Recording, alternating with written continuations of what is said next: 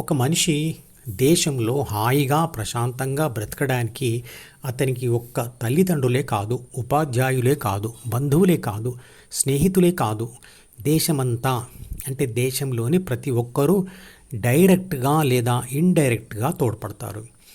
అందుకే దేశం అంటే మట్టి కాదోయ్, దేశం అంటే మనుషులోయ్ అన్నాడు గురజాడ అప్పారావు. దేశం నుంచి ఫలితం పొందిన ప్రతి ఒక్కరూ ఆర్థికంగా మరియు సామాజికంగా ఎదిగిన తర్వాత మళ్ళీ ఎంతో కొంత దేశానికి ఇవ్వవలసిన నైతిక బాధ్యత వారి మీద ఉంటుంది. మన వల్ల ప్రాణం పోసుకున్న విత్తనం వృక్షంగా మారి ఆక్సిజన్ ఇస్తుంది, పళ్ళు ఇస్తుంది, నీడని కూడా ఇస్తుంది. దేశం నుంచి లాభం పొందిన వ్యక్తి చెట్టు కంటే కూడా జ్ఞానవంతుడు కాబట్టి అతడు చెట్లు ఇచ్చిన దానికంటే ఎక్కువ దేశానికి ఇవ్వాలి.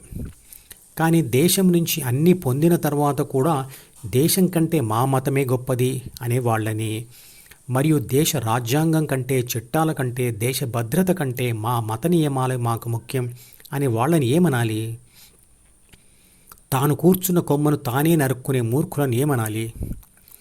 దేశం నుంచి లాభం పొందిన ఏ మతస్థుడైనా దేశ రాజ్యాంగాన్ని, చట్టాలను గౌరవిస్తూ దేశ భద్రత కోసం పాటుపడుతూ తాను సంస్కారవంతుడిగా ఉంటూ తన పిల్లలను తనకంటే సంస్కారవంతులైన వారిగా మార్చి సమాజంలోకి పంపించాలి.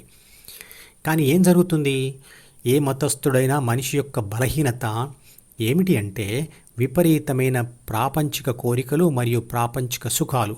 అందుకు డబ్బు అవసరం. మానసిక ప్రశాంతత పోగొట్టుకొని అయినా డబ్బు సంపాదనకి ఎక్కువ విలువిస్తున్నారు. న్యాయము, ధర్మము పాటించడం వల్ల వచ్చే ప్రశాంతత, మానసిక స్థిరత్వం, తీవ్ర ధ్యాస, జ్ఞాపకశక్తి మనిషి సమర్థతను పెంచుతాయి, నేరాల వైపు వెళ్లకుండా అడ్డుకుంటాయి మరియు ప్రాపంచిక గెలుపులు ఇస్తాయి. ఇవన్నీ తెలియడానికి ఆధ్యాత్మిక గ్రంథాల అవసరం ఉంటుంది. తరతరాలుగా మనకు వచ్చిన ఆధ్యాత్మిక గ్రంథాల గురించి మరియు అందులో తెలియచేసిన సంస్కారాన్ని అంటే మన చెడు స్వభావాలను మార్చగలిగే పద్ధతుల గురించి మనకు తెలియదు. కాబట్టి వాటిని పిల్లలకు కూడా నేర్పించలేకపోతున్నాం. పిల్లలు కూడా తల్లిదండ్రుల పద్ధతులను నేర్చుకొని పెరిగిన తర్వాత డబ్బుకే ప్రాధాన్యత ఇస్తూ తల్లిదండ్రులను కూడా పట్టించుకొని స్థితి వచ్చినప్పుడు మాత్రం ప్రేమే డబ్బు కంటే గొప్పది అంటాం. కానీ అప్పటికే అది వారికి సరిదిద్దలేని అలవాటుగా మారి ఉంటుంది. మనం తర్వాత తరానికి ఇచ్చేది డబ్బు, ఆస్తులు, పదవులు మాత్రమే కాదు. మనం వాళ్ళకి ఇచ్చే దాని సహాయంతో వాళ్ళు డబ్బును, ఆస్తులను, పదవులను సంపాదించడమే కాకుండా తల్లిదండ్రులు ఇచ్చిన వాటిని నిలబెట్టుకుంటూ సమాజానికి సేవ చేస్తూ మంచి పేరు తెచ్చుకునేందుకు సహాయపడుతూ ఉండాలి. అన్నిటికంటే ముఖ్యంగా చిన్నప్పటి నుండే ధ్యాన సాధన చేస్తూ ఉండాలి. దానివల్ల వచ్చే లాభాలను ఇదివరకే వివరించాను.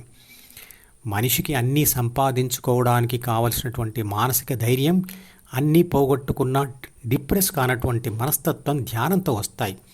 కాబట్టి తల్లిదండ్రులు తాము కూడా ధ్యాన ఫలితం పొంది తర్వాత తరానికి ఇవ్వాలి. తల్లిదండ్రులు ఇచ్చిన డబ్బులు, ఆస్తులు, పదవులు ఎప్పుడైనా పోవచ్చు, కానీ నేర్చుకున్న ఈ ధ్యాన విద్య ఎప్పటికీ వారిని విడిచిపెట్టదు.